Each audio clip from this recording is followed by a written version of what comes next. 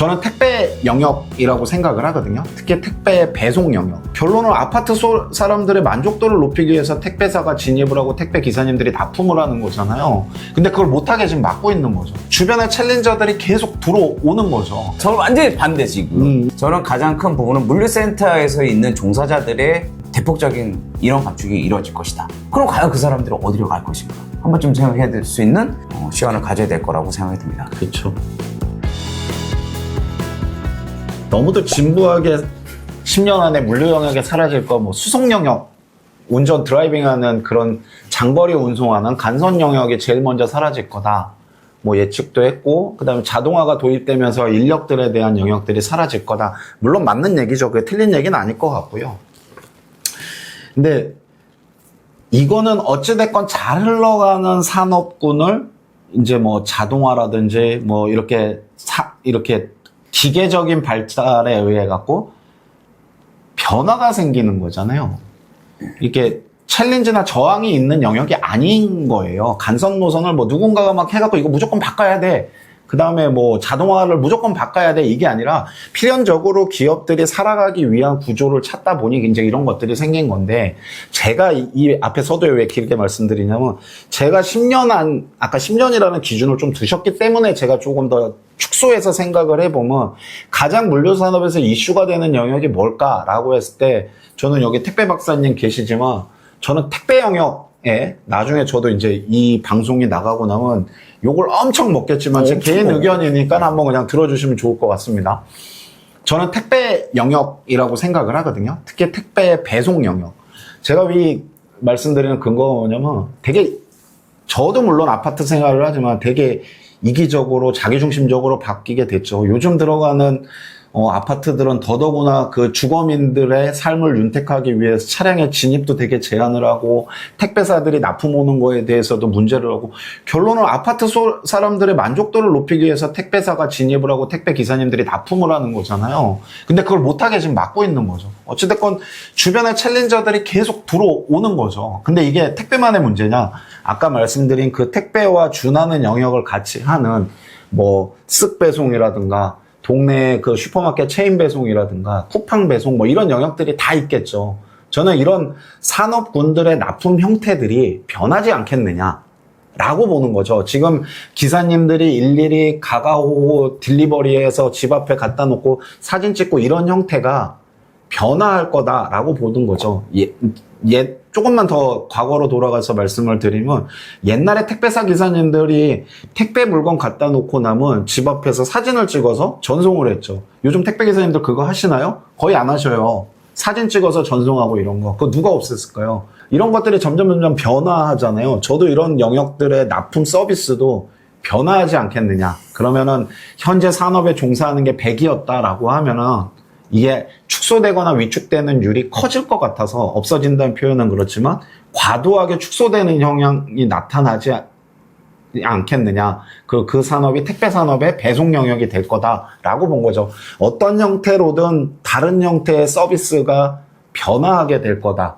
그게 이제 일일이 집 앞에 나타놓는 형태든 아니면 다른 형태든 바뀌게 되면은 택배에 대한 종사자들의 업무 영역들이 조금은 바뀌게 될 거고, 그러면 그 수입의 구조들도 변화하게 되지 않겠느냐라고 생각을 한 거죠. 이게 어느 정도 다가갈지는 모르겠습니다. 그러나 현재 그 택배를 받는 사람들의 소비 심리에 받고자 하는 니즈가 너무 많이 변해 있다라는 거죠. 옛날처럼 뭐 집 앞에 갖다 놓으면 아직도 그런 정이 있습니다. 뭐 바카스 갖다 놓고 수고하십니다. 뭐 음료수 한 잔 드세요. 문에다 걸어놓고 하시는 뭐 방송으로도 보지만 분들이 계시지만, 대다수는 개인이기주의 형태의 1인 가구 증가 뭐 이런 것들이 조금은 이렇게 사람들이 정이 없어지는 형태로 바뀌기 때문에 아마 산업도 그런 형태로 변화되지 않겠느냐, 조심스레 한번 예측을 해보고요.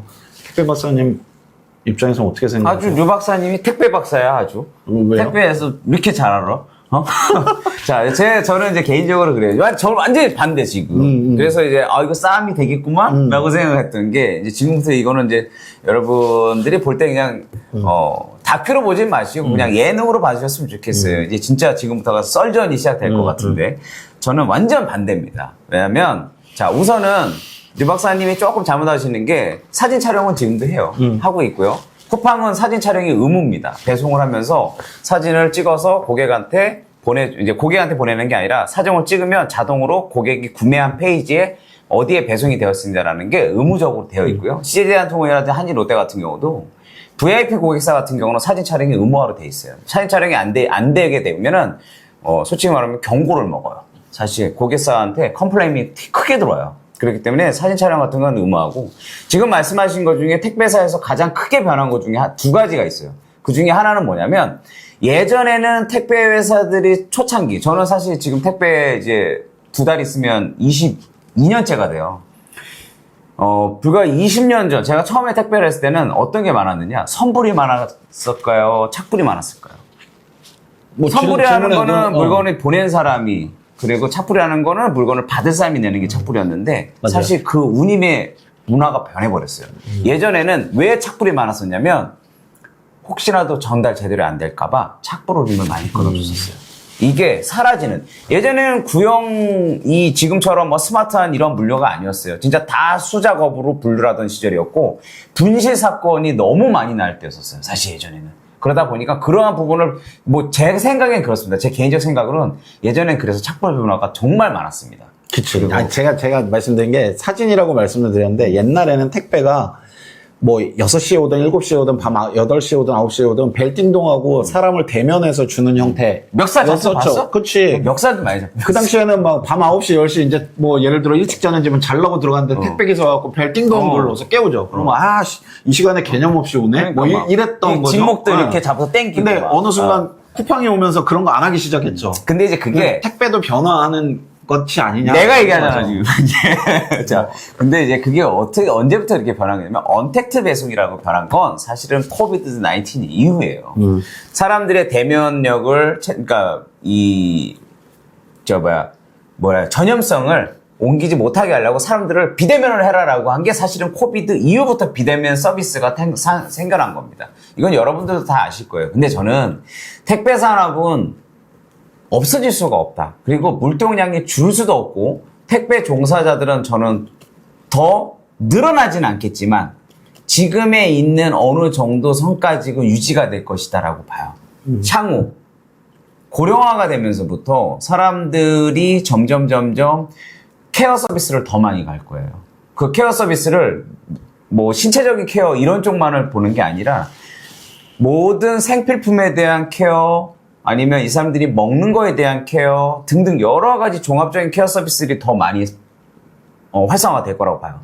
근데 지금 택배 종사자들의 오로지 상품에 대한 딜리버리만 갖고 있는 것이 아니라 그 외적인 생활 운영에 대한 딜리버리도 저는 분명히 이제는 더 커질 것이다라고 보기 때문에, 택배 산업의 택배 기사들, 택배 물류가 없어진다, 많이 줄어들 것이다. 아니면 저는 반대적으로 택배 종사자들의 서비스 폼이 훨씬 더 커질 것이다.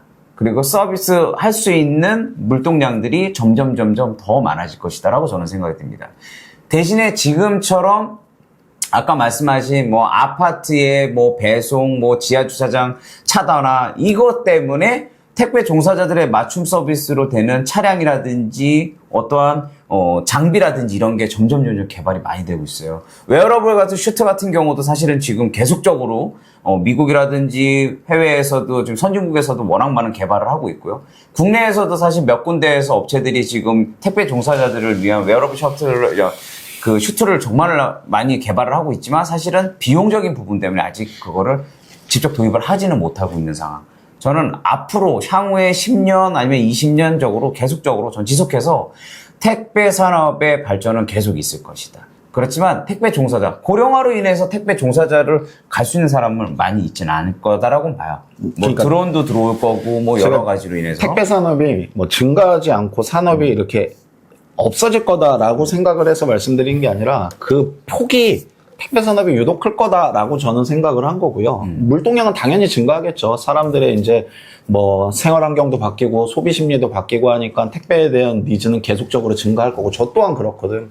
어느 수치를 보니까 한진에서 발표했던 자료인가요? 1년간 대한민국 국민 1인당 택배 소비량이 1인당 128건? 수치로 나타낸 것들이 이제 그 정도 돼요. 160건입니다. 아, 그런가요? 네. 더 늘었네요.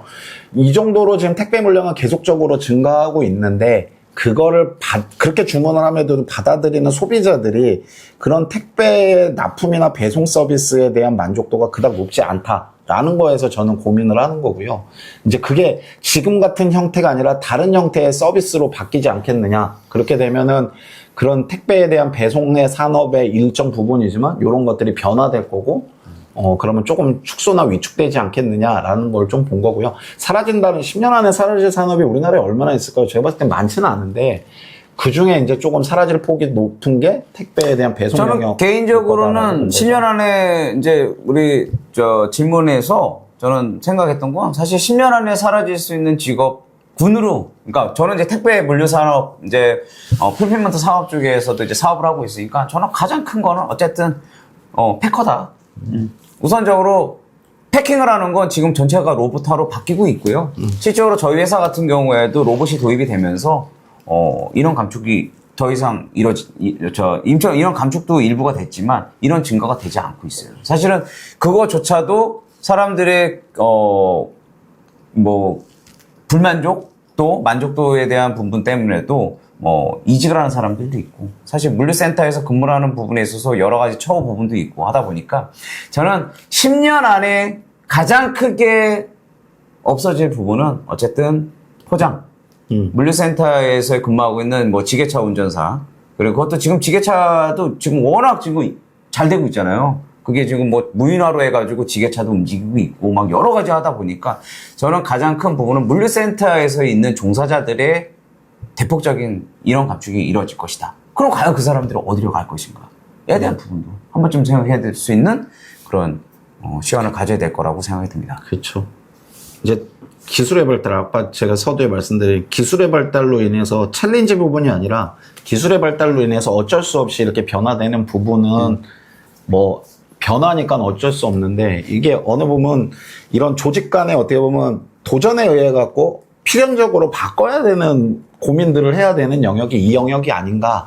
그러다 보니까 지금 10년이라는 뭐 질문 사항이 있었지만 뭐 기간이 맞을지 모르겠지만 그 기간 안에 많은 고민을 다른 고민보다 더 많이 하지 않겠느냐라는 생각 차원에서 제가 택배 종사 배송 영역을 좀 말씀을 드렸던 거고요. 어찌됐든 이게 충돌이 계속 일어나고 지금 뭐 법원에서 지금 소송도 있는 관계도 있잖아요. 지금 이런 사항이 사회적 이슈로 다가오고 있는 부분이라 어느 형태로든 변화가 이루어질 거다라고 본 거고요. 그 변화에 따라서 분명히 종사자의 뭐 폭의 변화라든지 납품 형태는 있을 거다. 이게 뭐 사라진다는 표현이 좀 과하긴 했지만 조금 위축되거나 축소되지 않겠느냐. 네, 댓글로 조금만 욕 먹으면 돼요. 그럴까? 네, 그래서 많이 지금 마지막에 포장하고 있는데 괜찮아요. 꼭 그런 의도 아닙니다. 아유, 괜찮아. 그것도 또 하나의 이렇게 또 이렇게 뇌를 시키더라고. 네, 괜찮아요. 제가 21년도 코비드가 터지고 나서 가장 크게 사업을 제가 그때 예전에 이제 강의할 때도 많이 이제 강연할 때도 많이 얘기했었던 것 중에 하나가 그 중에 이제 실질적으로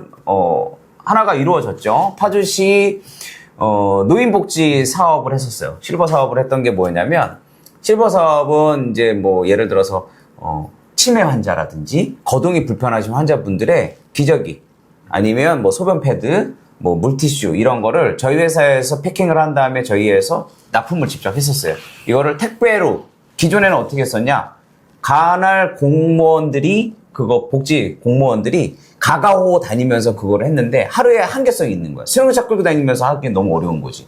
그래서 그거를 제가 먼저 파주시에다가 제안을 줬고 그러면 이거를 저희 회사에서 벌크로 받아서 개별 포장을 해가지고 가오 보내겠다라고 했는데 이게 좀 우수 사례가 돼가지고 저는 사실 이거를 전국적으로 확대를 하려고 그랬는데 이제 그거를 각 자치에서 도시에서 다 하기로 했어요. 그래가지고 그게 지금 실질적으로 이루어지고 있고요. 앞으로 지금 말씀하신 것처럼 노인에 대한 부분들 아니면 아이들 이러한 부분에서 케어할 수 있는 서비스도 어차피 택배사들은 택배 종사자분들은 모든 곳을 돌아다니기 때문에 이제 그러한 뭐 호칭의 변화를 만든다든지 뭐 원래는 뭐 택배 뭐 SM이라는 게 서비스 마스터라고 이야기를 하지만 사실은 더 좋은 이야기로 만들어가지고 그 사람들의 직업군을 좀 더 예쁘게 포장을 시킬 수 있는 그리고 그 사람들이 운영할 수 있는 배송과 집합만이 아닌 더 많은 서비스를 제공할 수 있는 그거를 국가하고 연계하면서 지방 자치단체들하고도 연계하면서 점점 더 크게 확대 나갈 수 있는 게 저는 좋을 거라고 생각합니다. 이건 서비스 융합 부분이죠. 본질적인 택배에 대한 배송 서비스에다가 다른 서비스를 이제 융합해서 더 고차원된 서비스를 제공하는 영역을 얘기하는 거고, 일본의 이제 실버 산업이 좀 우리나라보다는 앞서 있는데, 이제 제가 식품 쪽에 있었다 보니까, 그, 도시락이라든지, 이렇게 실버 식단을 케어하는 케어 프로그램을 만드는 이런 식단 조리 회사들이 있어요. 그런 회사들이 어떤 일을 하냐면, 택현 123이라는 택배사랑 조인을 맺어가지고, 아까 말씀하셨던 이런 케어 프로그램을 같이 제공합니다. 그쵸. 그러니까 도시락을 배송해서 그 어르신에 대한 식사량, 그 드린 양이 어느 정도인지 사진을 찍어서 올리고 어르신의 그런 그날의 컨디션이라든지 이런 것들을 파악해서 간략히 그거를 구독 서비스를 한 자식들이라든지 이제 가족들한테 다 일부 안내하는 이런 서비스들도 같이 택배 쪽에서 지금 분담하면서 하고 있는 그렇죠. 영역이거든요. 그래서 제가 말씀드렸던 게 이런 거죠. 이런 뭔가 변화된 영역들을 좀 하지 않는 이상 고유의 택배 서비스 영역만 갖고는 좀 변화에 어렵지 않겠느냐라는 말씀을 드린 거고요. 앞으로 택배 서비스가 가야 되는 진화 부분은 무한하죠. 무한한데 현재의 형태만 고수해갖고는 문제가 있을 수 있다라는 걸 한번 좀 네. 지각하거나 인식할 필요가 있지 않나. 어쨌든 저도 네. 뭐 해외 몇 군데 나라에서 택배 서비스를 좀 보려고 많이 다녀봤지만 대한민국 택배 종사님들이 짱입니다. 아, 그럼요. 정말 최고예요. 진짜 제가 볼 때는 솔직히 몇 군데 안 가봤지만 어쨌든 정말 서비스 잘해요. 대한민국 택배 최고. 저는 이러면 이제 댓글로 욕 좀 덜 먹겠죠. 네. 저 오늘 이 자리 처음 자리였고요. 그다음 뭐 짧은 지식이지만 제가 알고 있는 거를 좀 이렇게 이런 뭐라 그러죠? 시청자분들과 소통할 수 있는 자리여서 즐거웠고요. 만약에 다음에 기회가 또 된다면 한번 불러주시면 또 다른 고민을 갖고 한번 참여할 수 있었으면 좋겠습니다. 고맙습니다. 네. 저는 되게 오랜만에 우리 또 동기 박사님하고 또 만나가지고 또 이런저런 이야기하고 편안하게 이런 자리 너무 좋았고, 그리고 또 하나 좋은 거는 지난번 방송에서의 이제 해명을 조금 할 수 있어서 이번 방송에서는 좀 댓글로 욕을 좀 덜 먹겠구나라는 생각은 좀 사실 듭니다. 여러분들이 좀 오해하고 계셨던 주 7일 배송이라든지 제가 이야기하려고 했었던 그런 부분을 조금 다시 한번 생각해 주셨으면 좋겠고, 앞으로도 뭐 대한민국, 저는 이제 생활 물류학이라는 거를 사실 이야기하고 싶은데요. 앞으로도 계속해서 여기 로지브릿지를 시청해 주시는 우리 구독자분들, 그리고 또 제 개인 채널을 또 보시는 분들께도 더 많은 이야기들, 그리고 여러분들에게 최대한 도움이 될 수 있는 이야기들로 계속해서 만들어 가고 싶습니다. 네.